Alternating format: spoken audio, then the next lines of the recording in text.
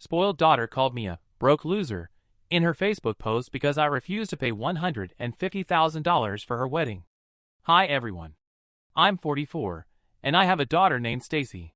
She's 23, and in just a couple of months, she's marrying her fiancé Mark, who's 26. I became a father in my early 20s, just a little over 6 months after getting married. Tragically, my wife, Emily, passed away from an epileptic seizure not long after Stacy was born.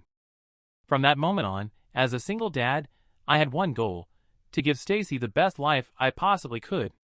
After Emily's death, I threw myself into work. My sister, Rachel, helped take care of Stacy when I couldn't be home, and when I came back from work, I'd take over. I worked my way up, got promoted, and poured everything I earned into raising my daughter and making sure she had everything she wanted. And that's the problem. Stacy grew up spoiled, and that's entirely my fault. I thought I was doing it for her own good. I could afford it, so I just gave her whatever she asked for. Rachel warned me more than once that I was setting her up for trouble, but I didn't listen. Stacy was my weakness, and I couldn't say no. Well, turns out everyone was right, and it came back to bite me hard. About a week ago, Stacy told me I had to pay for her wedding. Not just any wedding, a luxury, over-the-top, $150,000 event. She wanted a massive guest list, including people she barely even knew. She wanted an extravagant venue, top-tier catering, ridiculously expensive decor, a custom-made designer gown, and she wanted me to pay for all her bridesmaids' dresses and accessories. Now, I'm not stingy, and I'm doing just fine financially. I own my own business, but $150,000 for a wedding would put a massive dent in my finances. It's not a smart expense for me. So, with a heavy heart, I told Stacy I couldn't pay for the whole thing. I told her she'd have to either cut costs or at least contribute herself. She looked disappointed and asked if I had a wedding fund set aside for her. And yes, I did, but it only had about $75,000 in it. First of all, I never expected her to assume I'd cover everything. I thought she'd maybe ask me to pay for the venue or the catering. A couple of big-ticket items, sure, but not the entire event. Second, I didn't think she'd be getting married so soon. If she and Mark waited another year or two, I could have saved more, and maybe they could have landed better-paying jobs and helped fund it themselves. I explained all this to her, but she didn't seem to hear a word. Instead, she threw a tantrum and stormed out. She was furious that I told her I couldn't afford it, because she knew I technically could. I just didn't want to spend that much on a single day. She called me selfish and said if it were a business deal, I'd sign the check without hesitation. I didn't know how to explain to her that this wasn't the same thing. I felt horrible after that fight. After thinking about it for a while, I actually decided to take out a personal loan so I could surprise her by paying for the wedding anyway. I even talked to a friend of mine, Daniel, who works at a bank. I could make the payments gradually, so it didn't seem impossible. She didn't talk to me for 2 days. I decided I'd only reach out after finalizing the loan. But on the third day, she posted something on Facebook that absolutely shattered me. She wrote this nasty, sarcastic post calling me a broke loser, accused me of being selfish, claimed I worked all the time and was never there for her as a child, and even implied her mother's death might have been my fault. That last part was beyond cruel. She went on to call me a self-centered workaholic who only cares about himself and his business, but somehow, despite all that, was still broke. That was a punch straight to the gut. I blocked her immediately. I didn't touch my phone or check social media for hours after that. Rachel saw the post, got worried, and came over. When she walked in, I broke down crying in front of her. What Stacy wrote cut deeper than I ever thought possible. I spent that whole day, and the next couple of days, in a deep depression.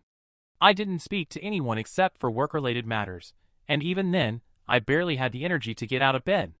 Rachel stayed with me, took care of me, and eventually confronted Stacy, making her delete the post. But by then, the damage was already done. I now knew exactly what my daughter thought of me, and it broke my heart. I couldn't think of a single thing I wanted to say to her, so I stayed silent. I only unblocked her yesterday, once I felt a little stronger. Rachel had already told her off, but I knew I couldn't move on without speaking to Stacy directly. And here's the thing, I had already canceled the loan. And maybe this makes me a terrible father, but deep down, I wanted her to feel what I had felt. She had hurt me emotionally, and I wanted her to feel that same sting. So, I decided to wait for her to call me first. She finally did last night. She started with an apology, saying she'd been really angry and didn't mean what she said. She claimed she was just disappointed that she couldn't have her dream wedding. But even as she apologized, her tone wasn't sincere, it was annoyed. And the second I heard that tone, I felt my anger boiling again. I cut her off and told her that I had planned to take out a loan to surprise her, and for a moment, I could hear the relief and excitement in her voice. But then, I told her I canceled it after reading her post, and that I wasn't giving her any money for the wedding now. If she was so independent, she could figure out how to pay for it herself. I told her that if I was such a selfish, broke loser, she could also repay me for everything I'd spent on her since she turned 18. Of course, I wasn't actually going to take her money back. I just wanted to hit her where it hurt, to make her feel ashamed. I told her I wanted every single cent back, and trust me, it's a lot. I paid for her college tuition, her rent because she didn't want to live in the dorms, her constant shopping sprees with her friends, her luxury trips, everything. She was spoiled beyond reason, and she took advantage of it. I told her, pay me back to the last damn penny, and we'll never have to speak again. You won't have to deal with your broke loser dad, and I won't have to deal with a spoiled, ungrateful brat. By the time I got to those last words, I was yelling into the phone. I was shaking with rage. I'd been holding it in for the last few days, but eventually, it just burst out of me. When I finally stopped yelling at her, I hung up the phone and collapsed onto the couch, trying to calm down. My sister, Rachel, came out of the kitchen. She'd heard me shouting and had caught enough to know I'd told Stacy to pay me back. She didn't say anything at first, but I could tell by the look on her face that she had a lot to say. She waited until dinner that evening before bringing it up. She told me that I was equally responsible for how Stacy turned out because I was the one who spoiled her. I couldn't just throw all the blame on her. She didn't raise herself. I raised her this way. Rachel said she thought I was way too harsh with Stacy over the phone. In her opinion, the better thing to do would have been to cut contact until she gave a real apology, not some half-hearted one just to save face. My sister was convinced Stacy only apologized because relatives, and maybe a few of her more reasonable friends, called her out. After all, what she wrote in that Facebook post was unbelievably unfair toward me. But according to Rachel, my reaction was just as bad. She said I shouldn't have let my anger take over, because at the end of the day, I made her into this person. I created this. Then Rachel reminded me of all the times Stacy had treated people horribly, relatives, friends, and I barely reacted. At most, I'd lightly scold her, but there were never any real consequences. I always brushed it off, thinking she'd grow out of it. But now that she'd turned that behavior on me, and I was finally in the shoes of her past victims, I was seeing her for who she truly was. And the ugly truth? I had no one to blame but myself. Rachel said I still had a chance to fix things, to let Stacy realize on her own how wrong she was, but instead, I acted like a child and fought fire with fire. I'd been vindictive and unnecessarily cruel, putting myself on the same level as her. And now, instead of reflecting, she'd just be angrier and even less likely to admit she was wrong. The wiser move, my sister said, would have been to ignore her completely. At the time, I didn't agree. I left dinner without finishing my meal. We didn't speak again that night. But now, after thinking with a cooler head, I think I understand what Rachel meant. I realized I had acted exactly the way Stacy would have. And that's not the example a father should set. Still, I don't think this whole situation is entirely my fault. She's an adult now. She can make her own choices. I never taught her to be this way. I just failed to teach her not to be this way. So I'm stuck wondering, am I really the one at fault here, or is she? If you've been following along, I'd love to hear your thoughts. Who's more to blame, me or Stacy? Personally, I think we're both at fault. And maybe Rachel is right. Her perspective is probably the wiser one here. But I also understand where I was coming from. Honestly, I might have reacted the same way again if I were in that exact moment. The biggest takeaway from all this? No matter how much money you give your kids, if you don't give them love, it all burns away in the end. For most kids, warmth and love matter far more than a bottomless wallet. It's that classic dilemma: work harder to give your kids more money, or work less so you can give them more of yourself. Update number 1. Hi again.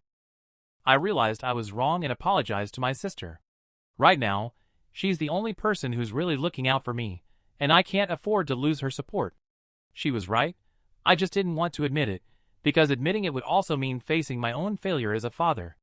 I think I never truly took Stacy's bad behavior toward others seriously. I was too soft on her, and it backfired. Instead of growing out of it, she just became a genuinely unpleasant person. Since that phone call, I haven't reached out to her. She hasn't contacted me either. And I don't think she really understood that I don't want her money. She completely missed the point. What hurt me was what she said in that post. All I wanted was a genuine apology. Update number 2. Looking back, I should have done exactly what Rachel suggested from the start. I fully agree with her now, because that phone call didn't help me in any way. If anything, it made things worse. It made me realize I failed as a father. I wanted to raise a daughter who never felt deprived because she didn't have a mother, and maybe that's why I overcompensated, giving her everything she ever wanted. I went too far trying to make up for the loss. I stopped being a parent and just became a provider. I never had it in me to yell at her or punish her, even though that's also part of parenting. So yes, maybe I wasn't entirely wrong in the fight, but I was selfish. And now we're both paying the price for that selfishness. I regret what happened, but I can't undo it. I obviously don't want her money, and I know she has no intention of giving it all back anyway. I don't regret speaking my mind. I think I needed to say it out loud, but I probably could have done it in a gentler way. I'm not going to apologize to her. I won't be the first to reach out. If she calls to genuinely apologize, that's different. But so far, that hasn't happened. Update number 3. I just got a $22,000 transfer from Stacy. It's been about 4 days since my last update, and we haven't spoken at all. I have no idea what this is about. I told Rachel, and she thinks it's her way of starting to pay back what I said she owed me since turning 18. If that's what this is, it honestly bothered me that she'd just send me money without saying a word. So I sent it straight back. I don't want it. I never wanted it. I wanted an apology. If she's not going to give me that, then I don't need her money. She hasn't said it again, at least not yet. I don't know how this is going to end. A few hours after I posted that last update, Stacy actually called me, with the coldest tone imaginable. She said she was just doing what I asked, and that I should stop making things more complicated. She told me to just take the money and stop making a circus out of it. I told her I didn't want her money. All I wanted was for her to feel as terrible as she made me feel during that phone call. I told her to keep her money. I really didn't want it. She started arguing, saying that after I yelled at her on the phone, she didn't feel comfortable being in debt to me. I threw her own logic right back at her. After her Facebook post where she called me a selfish loser, I didn't feel comfortable taking her money either, because it would only prove her point about me. We hit a dead end. After a few seconds of silence, she let out a heavy sigh and said she didn't even understand what I wanted from her anymore, and that she was tired of trying to figure out my weird behavior. I just repeated the same thing, because I felt exactly the same about her. Another pause. Then Stacy said she was willing to talk if I genuinely wanted to work through our issues, but if I kept acting this way, she didn't see any chance of fixing our relationship. I told her I didn't want some long discussion. All I wanted was an apology. If she was ready to apologize, we could talk. If not, I had nothing else to say to her. And with that, I hung up. She hasn't called or texted since. I said everything I wanted to say. The ball's in her court now. Update number 4. Hey everyone. It's been a couple of days since my last post. Still nothing from Stacy, but Jerry posted on social media that they broke up. I actually heard about it from my sister, Rachel, because she keeps in touch with the family, and some of them saw Jerry's post. Stacy was tagged in it. He wrote that they split mutually, but I don't buy it. If it was truly mutual, Stacy wouldn't have deleted all her accounts within an hour of that post going up. I have a feeling there's more to the story. I can't just ask her directly, so I'm left guessing. Rachel has a few theories, all of them somehow connected to my fight with Stacy. She thinks maybe the wedding drama led to a big argument, and that's why they broke up. Maybe she's right, but honestly, it doesn't feel like that to me. Then again, I've been wrong about a lot lately, so who knows? Either way, I can't lie. I do want to know what happened between Stacy and Jerry. I also want to be there for her, because I'm sure she's hurting right now. But I can't do anything. So for now, I'm just trying to ignore it. Update number 5. Well, I finally found out what really happened between Stacy and Jerry. And it's bad. Thankfully, it has nothing to do with me, which means Rachel was wrong this time. And honestly, I'm relieved, because I didn't want any part in that mess. I didn't even have to ask. Stacy reached out a couple of days ago and told me everything in a long message. We still haven't made up, and I honestly don't know where we stand right now, so I'll just stick to the facts. They'd known each other for about a year, introduced through mutual friends. When they met, Jerry was already dating someone else. But not long after meeting Stacy, he broke up with that girlfriend. About a month later, they started dating, but a few months in, Stacy found out Jerry had been seeing both of them at the same time. They fought, but she didn't leave him. Instead, she made him promise to cut all contact with the ex. He proposed soon after, claiming it was to prove how serious he was, and Stacy started rushing the wedding planning to push his ex out of her mind. But recently, she discovered that Jerry had been using a second phone this entire time to secretly keep in touch with his ex. That's when she ended it, just a few days ago. Jerry begged her not to tell anyone about his cheating, saying his family would cut him off completely if they found out. She promised not to go public with it, which is why the breakup post said, mutual, with no details.